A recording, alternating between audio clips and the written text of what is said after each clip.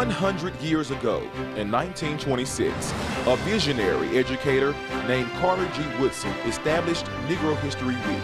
And this month, we gather to mark this centennial, not just a commemoration of the past, but a clarion call for the present.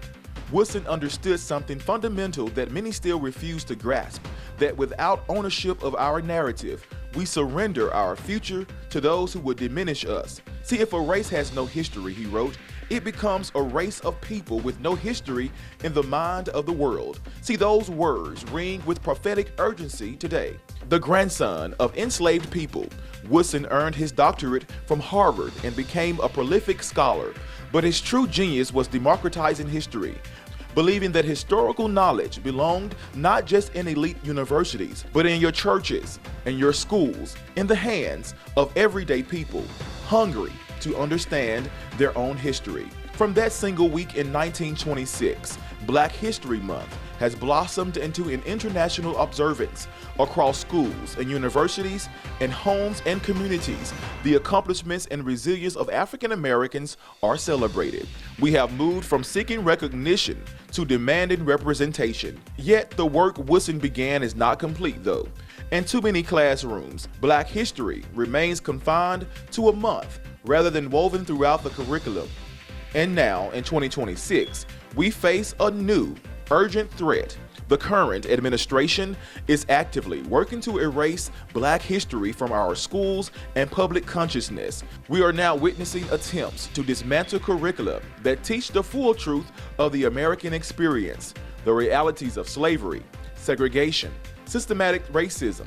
When political leaders frame honest teaching as divisive, when they silence Black scholars and educators, they choose the very erasure that Woodson fought against a century ago. But we will not allow it, not on Woodson's watch and not on ours. The attempt to bury Black history is as old as the nation itself.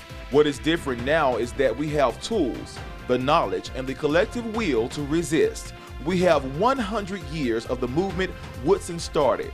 We have access to information they cannot suppress. We have communities determined to pass down the truth to the next generation. See, this centennial moment is not a time for complacency. It's a moment of fierce recommitment. We recommit to Woodson's vision that studying Black history is not a luxury for Black people, but a necessity for all Americans seeking to understand this nation's true foundation. This country was built on African American labor, ingenuity, and sacrifice. To know America fully is to know Black America fully.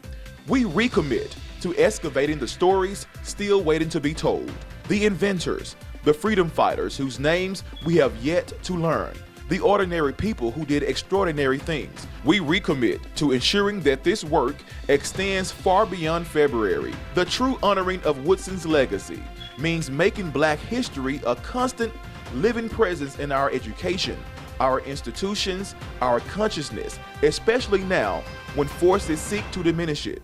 Each time we share a story of Black excellence, and each time we share a truth previously hidden, each time we insist on the full complexity of our history, we honor Carter G. Woodson, and we resist.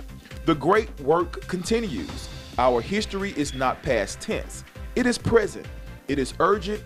It is being written now by all of us. They cannot erase us. They cannot silence our voices. They cannot rewrite what we know to be true. A century of purpose, honoring Carter G. Woodson and Black History Month.